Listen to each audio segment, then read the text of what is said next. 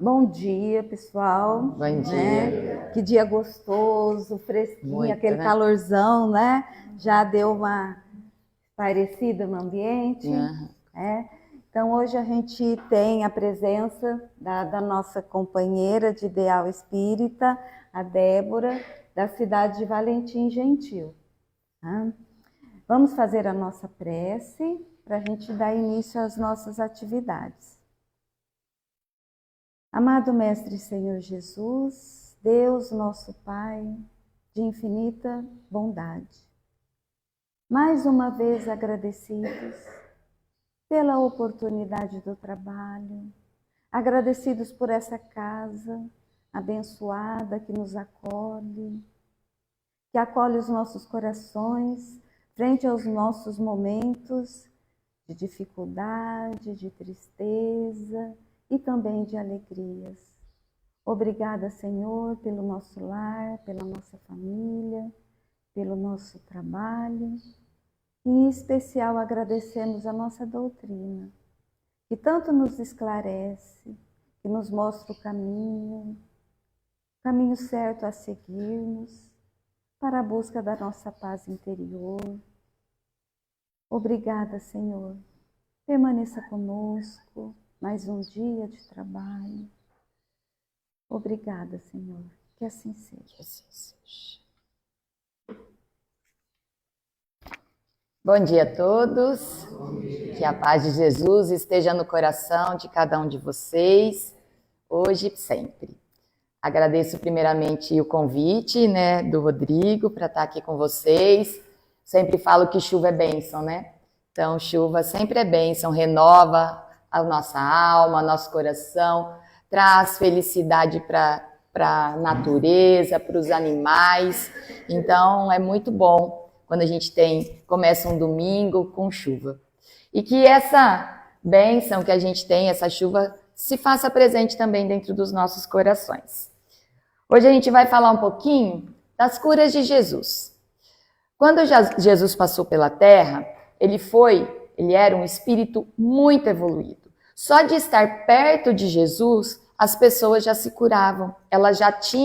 Jesus tinha um poder tão grande que ele curava as pessoas. Por quê? Porque ele tinha isso. E ele não curava só o corpo, ele curava as almas das pessoas. Jesus, quando veio à Terra, ele tem uma passagem de Mateus. Aqui passa, aqui mesmo, Rodrigo. Opa, aqui. Quando Jesus veio à Terra, o evangelista Mateus foi um dos evangelistas que mais descreveu de forma pormenorizada tudo o que passou na trajetória de Jesus. E lembrando que Mateus, ele era um cobrador de impostos. Então, ele não era uma pessoa bem vista da sociedade, né, pelos judeus, porque ele era considerado um traidor. Então, quando ele se entrega a Jesus, quando ele vem, né, acompanhar Jesus, ele fez questão de narrar de uma forma muito assim, específica, de uma forma muito clara, as passagens de Jesus. Né? Então, a gente, no Evangelho de Mateus, a gente encontra beleza sobre os momentos que ele passou com Jesus na Terra. E no Evangelho dele, ele diz assim, Jesus viajando por toda a Galileia, onde ele ensinava nas sinagogas, pregava o Evangelho do reino e curava todas as enfermidades entre os povos. Mas quem era curado? As pessoas que tinham fé. As pessoas que queriam ser curadas. Porque às vezes Jesus até curava.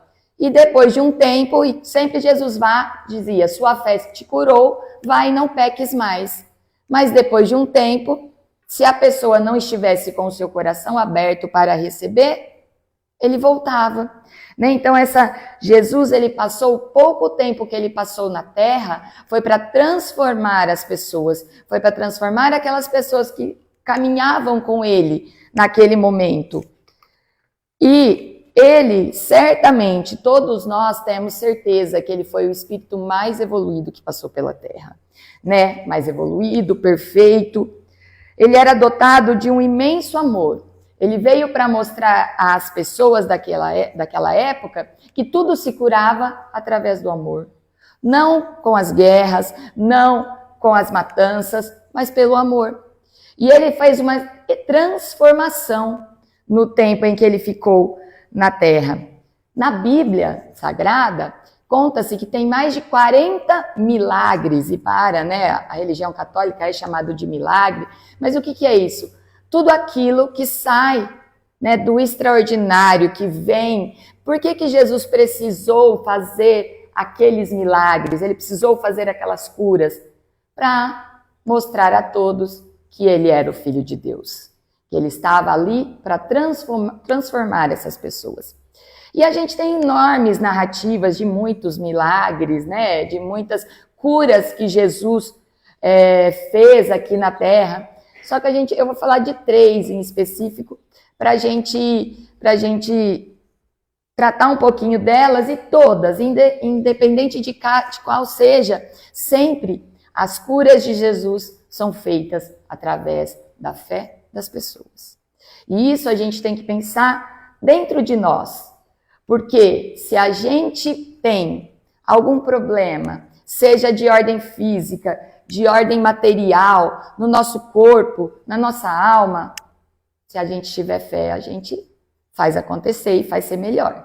Então, Jesus, ele tinha esse poder. E naquele momento, a gente pode citar a transformação da água em vinho no casamento, que foi a primeira aparição, o primeiro momento, que ele até fala para Maria que ele não estava pronto ainda, não era chegado o momento, e mesmo assim ele fez a transformação da água em vinho.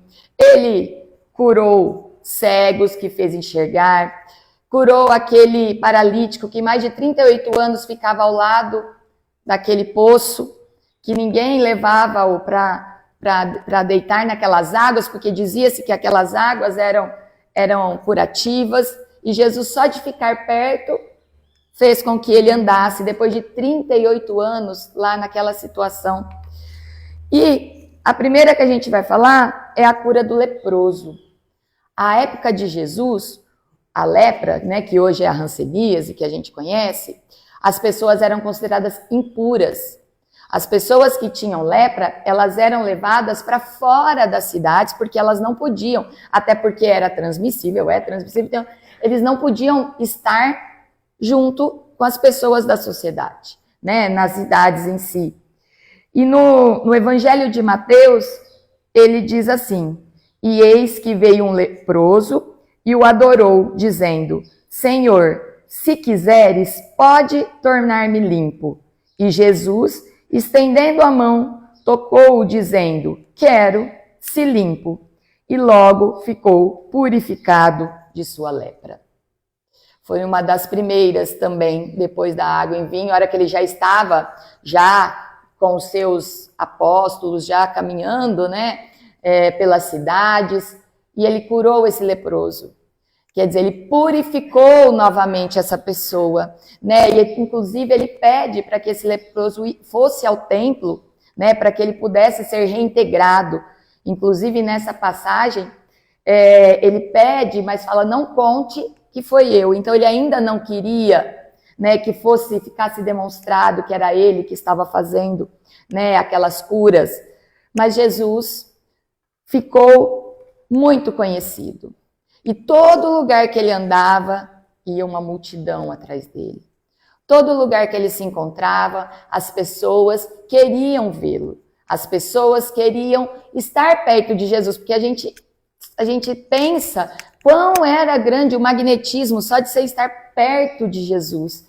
E isso fazia com que as pessoas mudassem completamente, como fez com Mateus, como fez com Zaqueu, como fez com tantas pessoas que não eram consideradas pessoas boas, principalmente para os judeus, principalmente os cobradores de impostos. Eles foram transformados pelo simples fato de andarem com Jesus. Outra passagem muito interessante, que eu gosto bastante, é a cura do servo do centurião. Os centuriões eram os soldados romanos. Eles ficavam nas cidades para dar suporte aos cobradores de impostos, Inclusive, Mateus, tinha os centuriões perto dele, quando ele era cobrador de impostos. Por quê? porque os judeus iam lá, entregavam os seus impostos, então eles eram, né, queriam até agredi-los, porque tinha tudo que eles ganhavam na pesca, em todo lugar, tinha que dar para os romanos, né? Então, esse centurião, Jesus estava em Cafarnaum, e esse centurião começou a ver a movimentação, né, todas as pessoas, então ele começou a ver as curas de Jesus. Ele sempre ficava de longe, só que ele olhava os cegos sendo curados, os leprosos, as pessoas sendo curadas, e ele, diante daquilo que ele estava sentindo dentro do seu coração, ele tinha um servo que já estava numa situação muito delicada, porque diante dos tormentos que ele tinha, né, das obsessões que ele tinha, que a gente hoje sabe, a gente estudando, a gente sabe, né, das obsessões, ele já nem andava mais. Então, olha como as nossas doenças do nosso espírito podem afetar o nosso corpo, né? Então ele já não andava. E ele ficou por vários dias, por várias vezes ele ficou observando Jesus fazer todas aquelas curas. E certa vez ele encontrou-se Jesus, frente a frente com Jesus, e implorou a Jesus que curasse o seu servo. E Jesus, com a sua magnitude, com a sua humildade, ele queria ir na casa do centurião para curar o seu servo. Só que o centurião sabia que se Jesus fosse à sua casa, Jesus seria perigoso para ele ir na casa de um centurião, né? E nessa passagem também de Mateus, ele diz assim: e entrando Jesus em Cafarnaum, chegou junto dele um centurião rogando-lhe e dizendo: Senhor, o meu criado jaz em casa paralítico e violentamente atormentado. E Jesus lhe disse: eu irei e lhe darei saúde. E o centurião respondendo disse: Senhor, eu não sou digno de que entres debaixo do meu telhado, mas dizei somente uma palavra e o meu criado há de sarar. E Jesus disse: ele está curado. E quando chegou o centurião na sua casa, o seu servo estava em pé, feliz. E Jesus disse aos seus apóstolos que aquele centurião, era um homem de muita fé. Que foi a fé do centurião que fez com que o seu servo fosse curado. Então não precisava Jesus estar no local. A fé de um terceiro foi suficiente para curar uma pessoa enferma.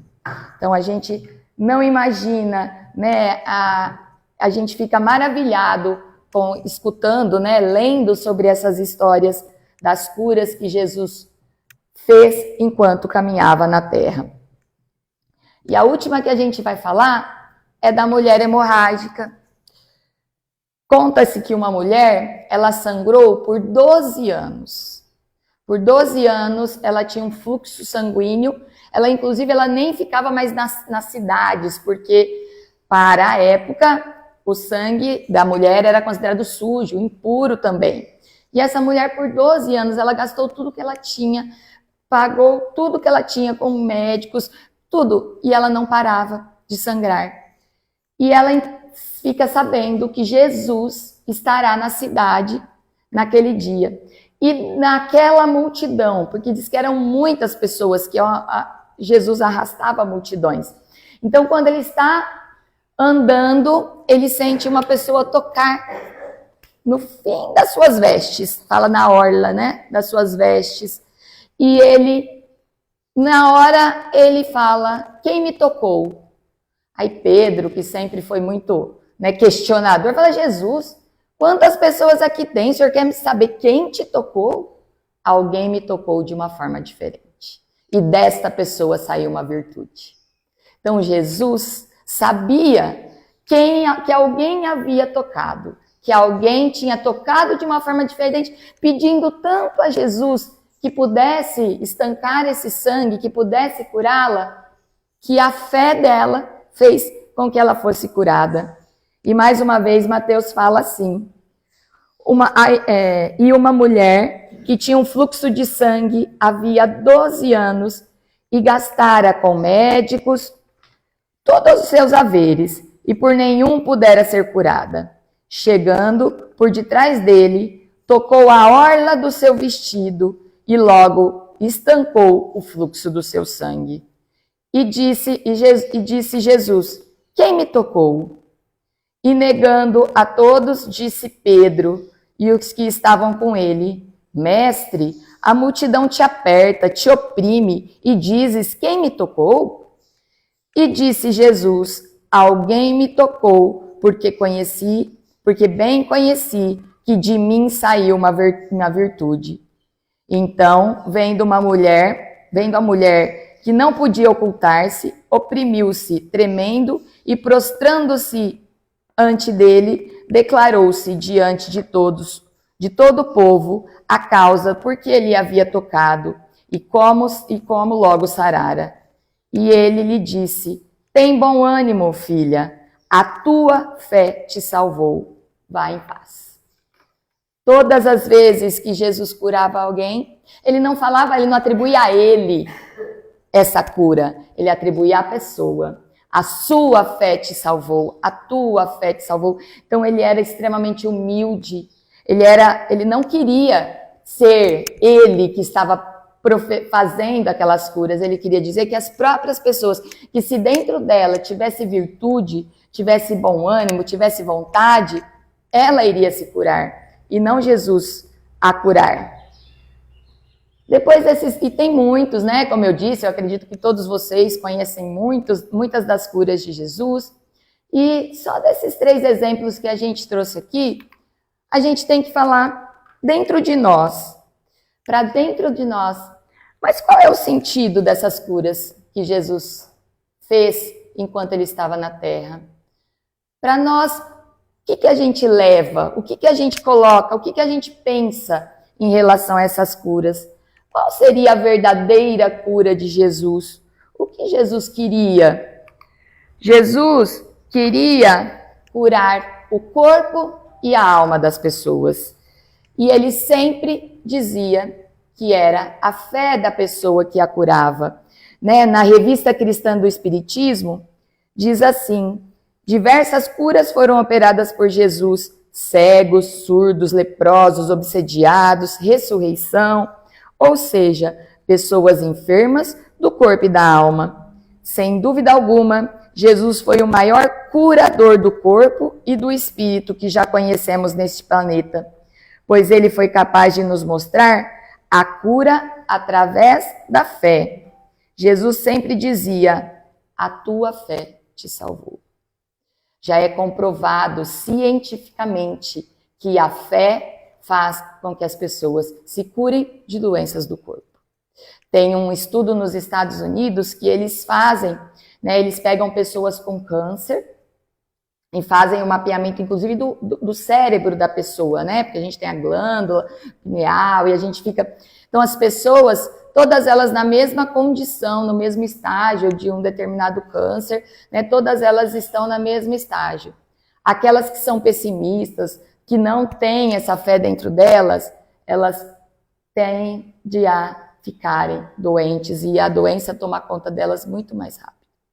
Aquelas que têm fé, que sabem, né, que enchem o seu espírito de ânimo, de alegria, mesmo diante da dificuldade do corpo, se a gente sabe, nós espíritas, se for do merecimento delas, elas conseguem inclusive a cura. Então é comprovado que a mente, o cérebro de uma pessoa que tem fé, um cérebro de uma pessoa que ora, ele tem um desenvolvimento diferente.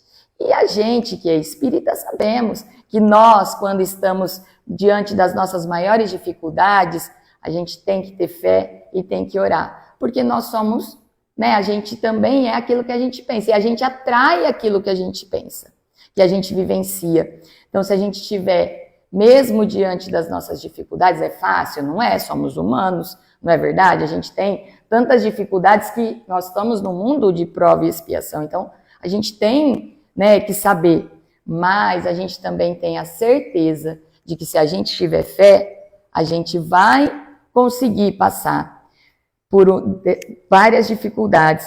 Então Jesus, a verdadeira cura que Jesus queria provar para as pessoas é que a fé delas poderia transformá-las, poderia inclusive curá-las. André Luiz, no livro Os Mensageiros, ele tem uma frase que eu achei muito boa e eu acho que simboliza isso. Fala que a fé é a ginástica do espírito.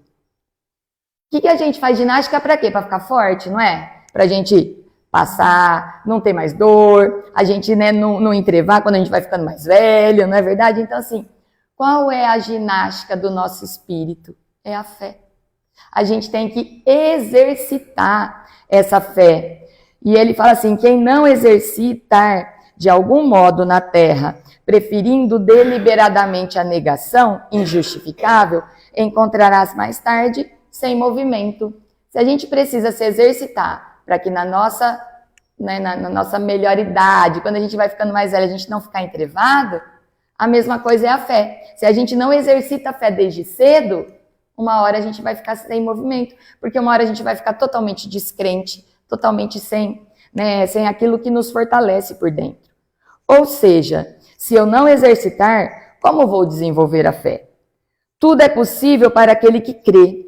Precisamos acreditar em Deus, mas também em nós mesmos, lembrando que nada acontece sem a permissão de Deus. Acreditar em Deus e em nós mesmos, porque se a gente também não acreditar, que a gente pode melhorar, que a gente pode passar por aquela dificuldade e a gente se entregar, não vai adiantar. Então, por isso que às vezes a gente ora pelas outras pessoas, claro, a gente tem que fazer o bem, mas tem que ter o dela também. A pessoa tem que ter a vontade, a pessoa tem que ter, esse bom ânimo. E aí eu trouxe alguns hábitos que vão nos ajudar, a manter a cura do nosso corpo e da nossa alma. São alguns, tem vários, mas eu tirei alguns dos mais importantes. Primeiro, conhece-te a ti mesmo. Sócrates disse isso, e somente quando a gente conhece a nós mesmos, nós vamos vendo aquilo que a gente pode deixar para trás, como diz, como se reconhece o verdadeiro espírita pela sua vontade de deixar aquele homem velho, as nossas mazelas trazidas, seja dessa vida, seja de outra vida, a gente tentar melhorar. Vigie os seus pensamentos. Eu disse, nós somos como rádios, nós atraímos, a gente tem sintonia. Se eu estou sintonizada no bem, eu tenho amigos espirituais bons ao meu lado. Mas se eu estou sintonizada no mal, tem tantos que aqui estão, o próprio André Luiz fala, que no Mensageiro que tem mais desencarnados pela Terra do que encarnados. Isso lá quando foi escrito em 1940, imagina hoje, não é verdade? Então, ser vigilante das tuas próprias ideias, elas são tuas. Os pensamentos são sementes, que podem ser de luz ou de trevas, do bem ou do mal. Então, o nosso pensamento é que vai plantar a semente do bem e do mal. Pensamentos bons ou pensamentos ruins. E aí, com isso, a gente vai atrair. Observes o que falas. Isso é pra mim, tá? A gente sabe, Todo mundo que vem aqui fala que às vezes a gente fala, mas é pra gente mesmo, Eu falo muito, eu tenho esse, Eu falo muito, eu tenho isso. Só que a gente tem, às vezes, que observar. Antes de falar, como André Luiz já dizia, coloca a água na boca, pensa, fica com a água lá, conta a hora que você vai, passou. Então, e Jesus tem uma frase fortíssima, que ele diz assim, aos fariseus e aos escribas, o que contamina o homem não é o que entra da boca, e sim aquilo que sai. Então, proferir palavras, às vezes não muito boas, às vezes causam males que podem ser que nunca mais serão restabelecidos, Então a gente tem que observar e tomar cuidado com o que a gente fala. Tenha o hábito da oração. A oração é muito importante na vida da gente. A gente tem o hábito de orar, e depois o de baixo é o de agradecer, A gente todo dia, ao levantar, fazemos as nossas orações, agradecemos a Deus porque estamos vivos, porque temos saúde, porque temos um lar. Quantas pessoas que queriam, E às vezes a gente vê pessoas com tanta dificuldade e ora mais que a gente. A gente vê assim, aí você fala, meu Deus, né? Essa pessoa às vezes está passando por uma dificuldade tão grande, uma doença tão difícil, e ela tem mais fé que eu, ela ora mais que eu, aí você se sente pequenininho diante daquilo. Você se sente, né? Você começa... Então tenha o hábito da oração. Sedes alegres na esperança, pacientes na tribulação e perseverantes na oração. Alegre-se você orando, persevere e paciente nas dificuldades, mas sempre com a oração. Pare de reclamar e comece a agradecer. A gente reclamar é clamar novamente ao universo. Então a gente tem que parar de reclamar, a gente tem que mais agradecer do que reclamar. Não é verdade? Porque a alma agradecida se liberta com facilidade das prisões forjadas pela ignorância. Então, vamos reclamar menos e agradecer mais. Vamos pensar nisso. Aprender a perdoar. É fácil? Não é fácil. Às vezes a gente fica remoendo e às vezes a gente tem que perdoar nós mesmos. Nós precisamos também do perdão para, às vezes, alguma coisa que a gente faz. Mas tenhamos esse hábito de perdoar. E Jesus já dizia, reconcilia-te com teu irmão enquanto caminha com ele. Então não adianta depois, né, que a pessoa já não está mais aqui no plano terrestre, você se arrepender por não ter perdoado, por não ter feito. É muito difícil, a gente conhece pessoas que depois que o pai, o tio, alguma pessoa da família falece, vai lá no caixão e fala perdão, perdão. Né? E aí você imagina o remorso que essa pessoa não tem. Então a gente tem que reconciliar-nos com os nossos inimigos, com as pessoas que às vezes fizeram alguma coisa, enquanto a gente caminha com ele. Mas é perdoar mesmo, tá? De coração aberto. Fala assim, eu te perdoei, mas a vida vai te ensinar. Pode deixar que uma hora vem. Isso não é perdão, não é verdade? Então a gente tem que ter esse trabalho de perdoar, mas dentro do nosso coração. Trabalhe no auxílio do próximo. Isso é muito importante. A gente trabalhar ajudando os nossos irmãos, não só com a matéria, com algo material, mas também com uma palavra amiga, com um sorriso, né? Estando perto da pessoa, a gente faz tão bem. Às vezes a pessoa, ela passa como invisível, né? Ela se sente uma pessoa invisível, e você passar perto dela, falar bom dia, boa tarde, você está bem, você está trabalhando no bem. E tem essa frase de Chico que eu também gosto muito, que ele diz assim, que toda vez que a justiça nos procura, nos acertos de contas, se nos encontrar trabalhando em benefício do próximo, manda a misericórdia divina que ela retorne os seus passos sem data prevista para o retorno. Então, às vezes a gente veio com o compromisso de resgatar alguma coisa, né? De ter uma doença, de perder, às vezes, um membro do nosso corpo, resgatando débitos do passado. E Chico diz que quando a justiça divina nos encontra trabalhando no bem, ela pede que essa prova vá sem data marcada para voltar. Né? Já escutei, já li que a pessoa ela precisava vir com o compromisso, ela iria perder o braço, né? Porque ela tinha, em várias encarnações, ela tinha se matado através das suas mãos, então naquela encarnação, ela ia perder o seu braço. E quando chegou na Terra, ele foi uma pessoa muito caridosa. Ele despojou de tudo que ele tinha para ajudar o próximo. E ele trabalhou muito, muito, muito, muito. E aí foi pedida a intercessão, né, para que ele não dê, porque se ele perdesse o braço, talvez ele ia ficar, né, poderia parar com aquele trabalho. Então ele perdeu uma unhinha do dedo mindinho, que não era nada diante. Então a justiça divina encontrou ele trabalhando em benefício do próximo e falou, bom, então vamos fazer o mínimo para que ele continue melhorando, porque qual é a nossa finalidade de vir à Terra? Nos tornarmos melhores. Não é verdade? Tentarmos fazer com que cada vez possamos ser espíritos melhores, né? Voltarmos ao plano maior de uma forma melhor. E por último, que eu sei que todos hoje, diante das dificuldades da nossa vida atribulada, de tudo aquilo que a gente vivencia, que é, né, o normal de todo mundo, Não nos preocupamos com o dia de amanhã. É fácil? Não é. A gente já está aqui, já está pensando amanhã, o que vai acontecer, né? Se eu vou... Então, assim, a gente fica nessa ansiedade normal dessa vida corrida, nessa vida em sociedade. E Jesus também tem uma frase linda sobre isso. Ele diz assim: não se preocupem com o amanhã, pois o amanhã trará suas próprias preocupações.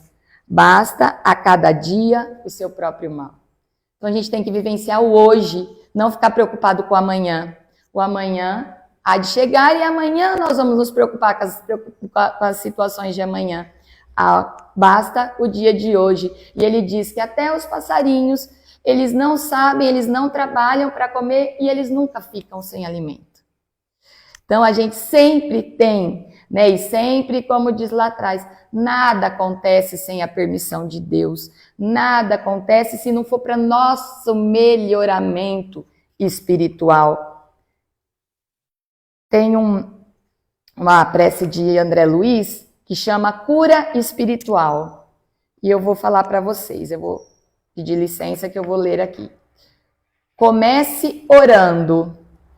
A prece é luz na sombra em que a doença se instala. Semeie alegria.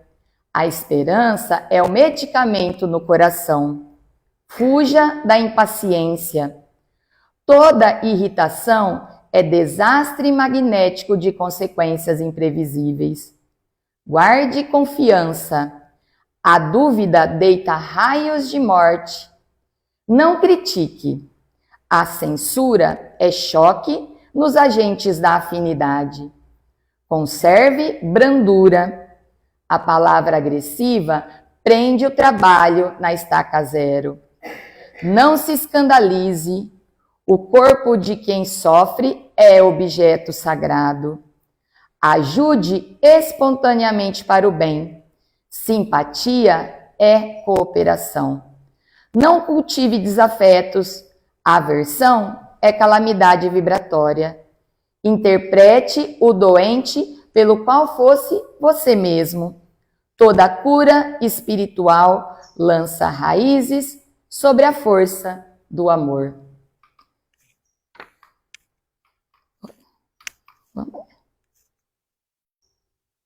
Agora, acho que ele não quis, que é a última, né? Que Jesus nos abençoe, nos proteja, nos dê uma semana iluminada, né? Com a presença sempre dos nossos amigos espirituais ao nosso lado, ajudando-nos naquilo que é possível. Mas não se esqueçam que a fé do tamanho de um grão de mostarda pode transportar os nossos montes de problemas de um lugar para o outro, sempre na presença de Jesus e dos amigos benfeitores.